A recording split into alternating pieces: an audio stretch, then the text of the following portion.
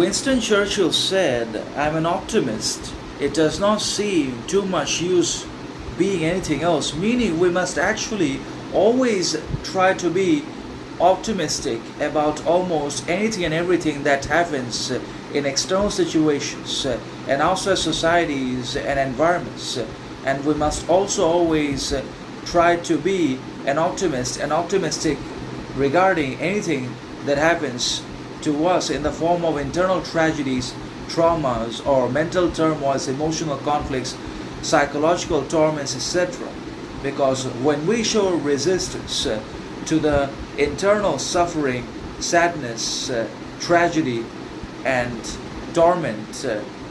then obviously life itself also shows its own resistance and resilience in the form of the creation of more suffering, unhappiness, misery, and torment for us in one way or another. And when we show resilience and persistence towards external chaos, conflicts, societal discrimination, barriers, boundaries, and blockades, and other people's opinions, judgments, hypocrisies, double standards, and governmental discriminations, then all of those external faculties and peoples are also going to show their resistance and hatred towards us through further judgments and rejections and betrayals of our humanity, humility, understanding, integrity, morality, character, kindness in one way or another. So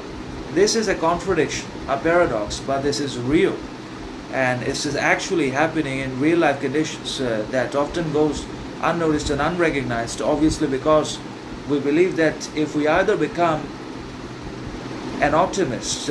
or a pessimist, then obviously we are going to be able to solve both our internal problems, conflicts, and chaos, as well as external boundaries, blockades, discriminations, partialities, etc. But that does not really happen. But the fundamental point and the key takeaway is we must always try to stick to the philosophy of optimism, and we should and must also always try to be authentic, original, and adhere to our originality, organic attitudes, and character, and morality, and perception, and change only if our psychic structure demands it, and if our external circumstances demand us change in our character, behavior, mentality, and perception, then we must also change for our well-being, development, growth, cultivation. Otherwise, we must adhere and respect our originality and authenticity, because without being an optimist, we are not, and we must try to be optimistic